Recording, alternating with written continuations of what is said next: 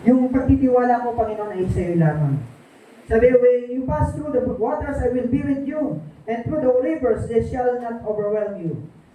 When you walk through, sabi, fire, you shall not be burned. And the flame shall not consume you. Isaiah 43 verse 2. Dumaan man ako sa ilog, di ako malulunod. Dumaan man ako sa apoy, di ako masusunod. Yan. Isa pa. Do not be anxious about everything, but in everything by prayer and supplication, with thanksgiving, let your requests be made known to God. And the peace of God, which surpasses all understanding, will guard your hearts and your minds in Christ Jesus. Huwag kayong mabalisa tungkol sa inyong kakainin, iinumin, darabin. Tingin niyo sa Diyos ang inyong kailangan sa pamamagitan ng panalangin, may pasasalamat. At ang di malilit na kapayapaan ng Diyos na siya mag-iingat sa inyong puso at sa inyong pag-iisip. Last. Sabi ng Panginoon, John 14:12-7, Peace I leave with you. Kapayapaan ang iniiwan ko sa inyo. My peace I give to you, not as the world gives you. Do I give to you, 7. Let not your hearts be troubled. Huwag kang maglumihanan. Never let them be afraid. Huwag kayong matatakot o makakapa. Bakit po? Ang sabi ng Bible, yung uling talata. Sabi po, when the oceans rise and thunders roar, I will soar with you above the storm. Father, you are the king over the flood. I will be still and know you are God. Psalms 55 verse 23. Mga kapatid, pwede natin awinin sa Panginoon. Ikaw na nakakadalas kayo ng pagsubok sa buhay mo. Kailangan mo si Lord. Hallelujah. May mga nagdaang bagyo, physical na bagyo. Pero how about your spiritual storm? Maraming dumahalas ka ngayon sa buhay mo. Let's ask God. Sabihin, still, that I am your God. Hallelujah. Thank you, Lord God.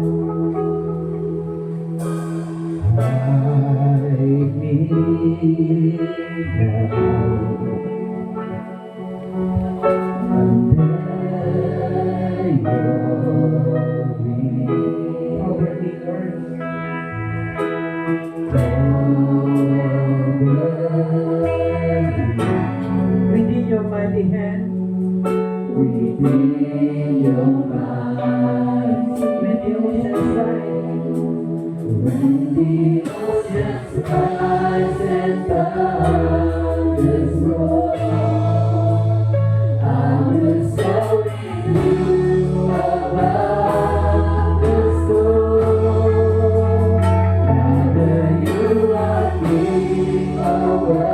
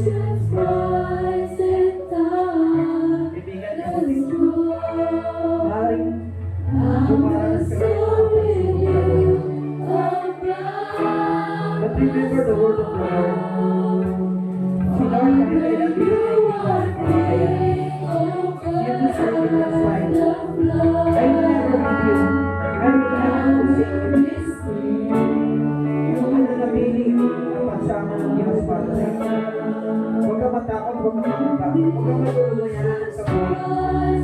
Lahat ng mga bagay na pinagdaanan natin ngayon, para ng Diyos, para tayo magpapagpag sa ating pananalig sa Kanya. Hallelujah. Tayo mananalangin sa Kanya. Panginoon, sino ba nakakala na siya ang Panginoon sa Biblia? Ang tayo sa kapalan, Panginoon, na kahit nasa tao, kahit nasa I will pray for you, Lord God. Pagkakuha sa iyo na mga pangailangan.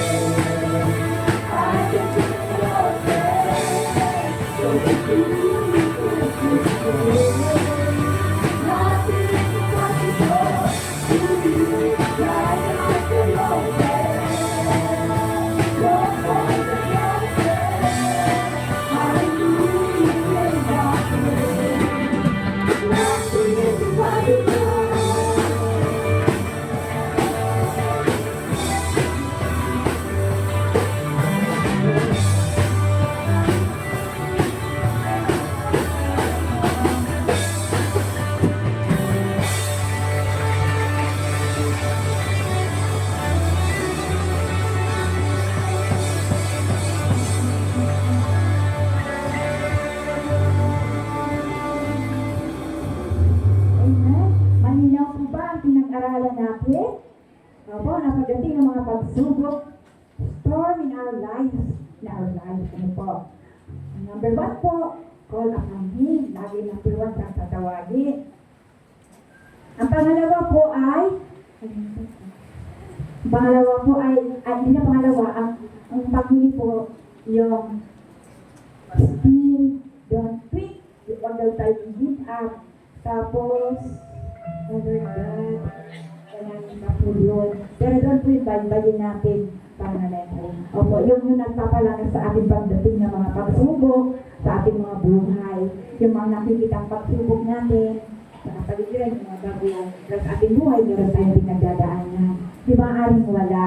At ito po ay paraan para tumawag tayo sa Diyos, palakasin ang ating pananampalataya, at matuto tayong magpuri sa Panginoon, di ba? Tayo sumamba sa Kanya, kahit meron tayong mga pagsubok sa buhay, o tayong mawawala sa mga tinuro sa atin sa umaga nito. Puri ng Panginoon. Malinaw po ba? Ako, paalala lang po yun. Sa Biblia lahat nanggaling ang ating pinag-aralan. Wala pong itinuro sa atin na labas doon sa katuroan. Kasi po, Biblia po ang ating number 1 na source na pag-aaral natin. Ganyan po. Hindi po gawa-gawa ng tao kung hindi mismo ang salita ng Diyos. Amen po. Ngayon naman po, darako na tayo sa ating bibigay sa gawain ng Diyos. Bakit po tayo nagbibigay? Alam po ba natin ang dahilan kung bakit tayo nagbibigay ng ating mga kaloob? Number 1, sa ating pagbibigay, we honor our God. Ino-honor natin si God na siya ang pinagbulan ng lahat na meron tayo. Amen po. Magandang trabaho, galing kay Lord. Mga anak natin, magagandang hanap buhay, galing kay Lord yun. Ano po, it's a blessing. Ano pa, mga asawa natin, may matatag na hanap buhay, galing kay Lord yun. So, yun ang pag-honor natin ang lahat. Pamilyang masaya, ano po, walang problema. We honor God by giving our tithes. Para hindi tayo sabihin, magnanakaw. Ano po? Sa malakay, sa bagong tipan, nagbibigay tayo dahil ino-honor natin na ang lahat na meron tayo. Si God ang source. Ano po? Kaya hindi po, magbigay tayo ng hindi napipilitan kasi ang gusto ng Diyos, masaya ang kalooban. Eh, masaya po ba tayo nagbibigay? Eh, yun na, nakikita yun. Ano po? Bigyan na po natin para sa Kanya. Meron kami po tayong church meeting fund. Kung may extra pa tayo, magbigay tayo. Ano po? Puri ng Panginoong Diyos. Sabay-sabay po natin ibigay ang ating mga kaloob. Amen. Sa ating Panginoon.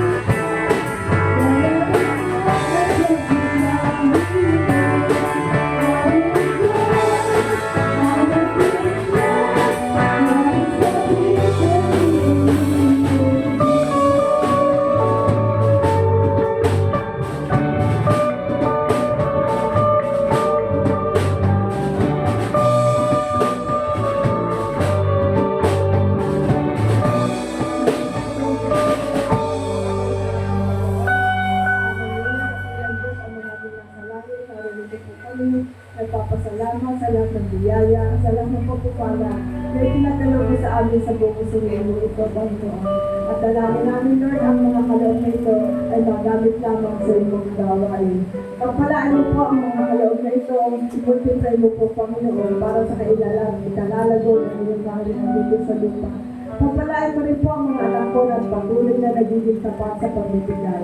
At sa mga anak mo, Panginoon, ay hindi nakapagbigay. Pagpalaan mo rin po sila.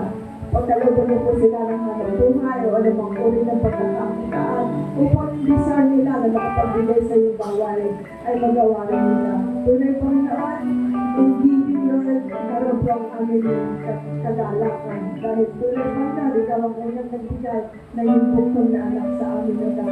Maraming pong salamat, Ama. Tunay, Panginoon, sa buong sa iyong karoon ng pagpapalaan natin sa namin.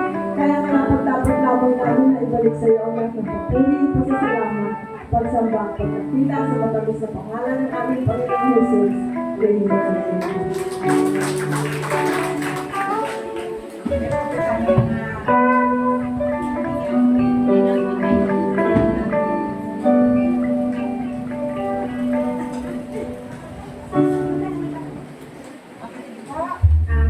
Akin po na mga announcement po, pag Sunday po, meron pa po tayong Bible study mga 12 po sa Padlak, may Bible study tayo. 4 o'clock. Meron pa po rin tayong ginagawang Bible study sa Paglalang family. Friday din po, ganito pong oras. Meron din po tayong mabibig service. Training po yun, 7 o'clock. Meron din po tayong Saturday prayer, United Prayer, Prayer in Unity, na tayo nagkakaisa, pagkik, mga panalangin, magamit ang ating buhay para manalangin. Gusto niyo ba magamit ang inyong buhay? Walang nasayang. Pero praise God, marami na tayong mga kabataan. Kasama na po natin sila sa pananalangin. Mas marami na nanalangin, mas matibay ang ating pong pananalangin. Sabi nga po. Kaya salamat sa Diyos. Meron pa po tayong mga karagdagang announcement. Pakinggan po natin yung ating kamari. Bali, November 28, meron po tayong joint prayer sa may Compassion Community Church. Yung sa mga kabataan po, December 8, huwag kayong mawala doon. Importante po yun. Yung relentless. November 30 po yung ating pong Jesus Reigns. Sinong atin? Tapos nga po kami ng mga atin. Pagkakataon nyo na, sabayin nyo na ng pasyal. Kasi maraming makainan doon, within the vicinity ng Coliseum. Maraming pagkain po doon, pwede kainan. At samahan nyo na po na, siyempre, ito ay declaration na si Jesus po ang Panginoon ng siyudad ng Calamba. Amen po. Kaya sama-sama po tayo. May ilang pang natin po sa atin. Ginawa po yung bilang. 30 lang? Niniwala ka dyan, 30 lang daw? Hello? Sino sasama? Taas ang kamay? Bibilangin ko? Ayan. 30 nga. 30 plus. Mga 40. Siguro mga 40. Mga kabataan po ay hindi, kasama sa sa music ministry. Pamasaya na lang. Okay, ano pa? Ikaw po na.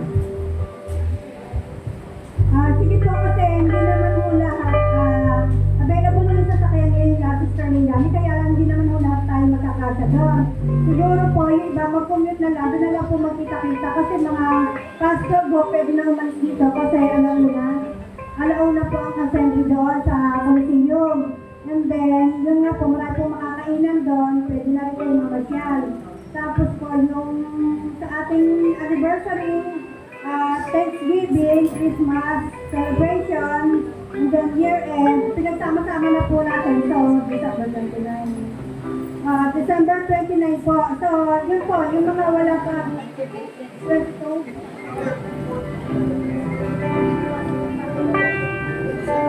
Nasa? 22. So, yun po. Bali, meron po tayo anniversary session. Ito po ay para naman sa akin lahat may benefits. Para po sa pagkain sa mga sa uniform na gagamitin ng ating mga kabataan.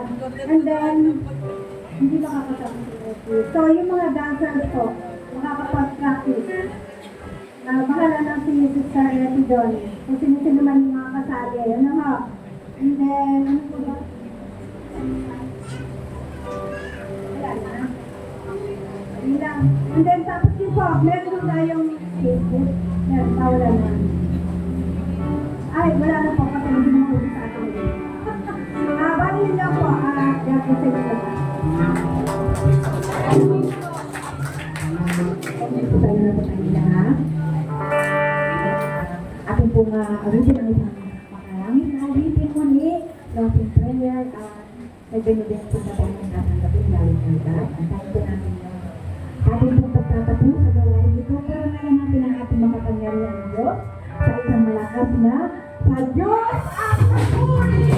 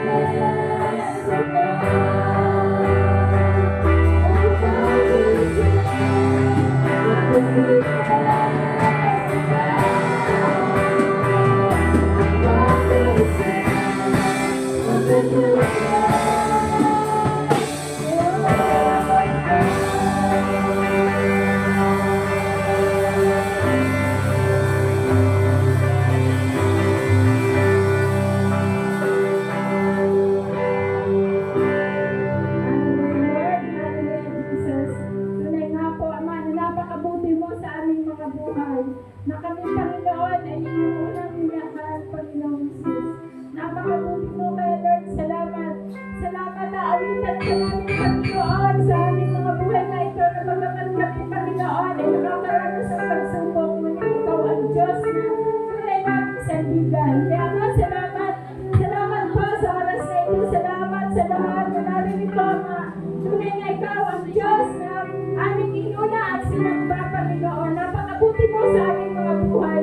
Bagaman, Panginoon, mayroon kaming mga pagsubok na nararanasan. Naiyak ka na aming buhay, Panginoon. Aming sandalan sa oras na aming pangangailangan. Kaya nga, salamat. At tunay nga po, Ama, na kami ay iyong Tinawag mo kami mula sa karamihan upang ikaw ay aming sambahin, upang ikaw ay aming itaas sa aming mga buhay. Kaya salamat. Salamat, Panginoon Jesus, na pagkabuti mo sa aming mga buhay. Salamat po, Ama, sa aming narinig sa oras na ito, na yung mabuting balita ng kaligtasan, na bagaman kami, Panginoon, ay nakakaranas ng pagsubok, na lagi kami masayahin lamang, pagkalang kami sa aming mga pagsubok na dinadanas, sapagkat sinasamahan ka pa. Hindi mo kami iniiwan, hindi mo kami pinababayaan. Tunay nga po, Ama, na maalala namin na ikaw ang aming tampuhan sa dalang sa oras ng aming pagsubok na nararanasan. Kaya thank you, Lord. Thank you, Panginoon Jesus.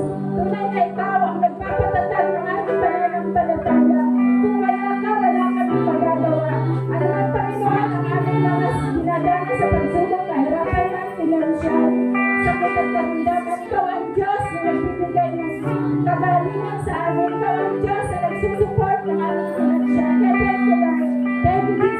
Tunay nga po na napakabuti mo. Wala ka rin ibang aalalahanin kapag nasa piling ka namin, Panginoon. Napakabuti mo, Panginoon, sa aming mga buhay. Kaya pagkakaroon ko, Panginoon, umaalay ng aming buhay para sa iyo sapagkat ikaw ang unang nag-alay ng buhay para sa amin. Niligtas mo kami.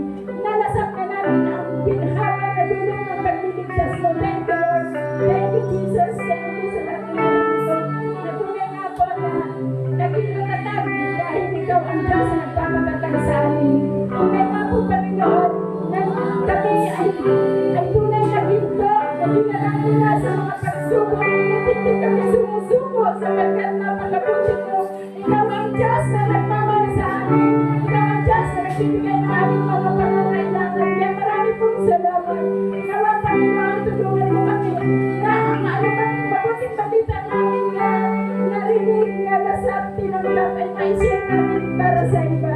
Na kami, Panginoon, ay hindi lang kami ang naririto, kundi Panginoon na iba pa na makakilala sa iyo, Panginoon Jesus. Salamat sa kabutihan mo. Salamat sa natin kumugtong, umawit para sa iyo, Panginoon. Salamat sa aming pastor na naghayag ng kabutihan mo ng mabuting balita ng kaligtasan. Ngunit nga po, Panginoon, ang iyong plano para sa amin ay makasama mo kami doon sa iyong kaharian. Ganun, thank you.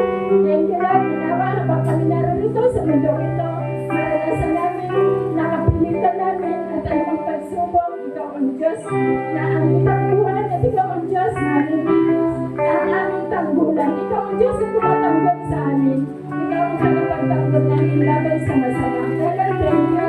Thank you sa lahat na narito. Pagpalain mo kami. Patuloy na bigyan mo kami ng kalakasan, kalusugan na mula sa iyo. At ang kagalakan ay patuloy na umapaw sa aming mga puso sapagkat ikaw ang Diyos na nagbibigay nito. Sa iyo kami nagtitiwala, Panginoon, sa susunod na linggo. Sama-sama po kami na aabot sa samba sa iyo sapagkat tunay nga po ano kami ay patuloy na nakararanas ng iyong pag-ibig. Kaya Lord, salamat sa iyo lahat ang aming nakuri at pagsamba sa pangalan ni Jesus. Amen. Thank you, Lord. Tapos sa po ating gawain mula sa Panginoon ang makapag-iingat at makapagliligtas sa ating lahat. Sumainyong pagpapala ng Diyos Ama, ang pag-ibig ng Diyos Anak at ang pagigipisa ng Espiritu Santo. Amen. God bless po sa ating lahat. Ingat po tayo patuloy. Yung po mga t-shirt, yung order ninyo, pakikuha na lang po kay Tina. Huwag mo na pangalis dito sa mga order ng t-shirt.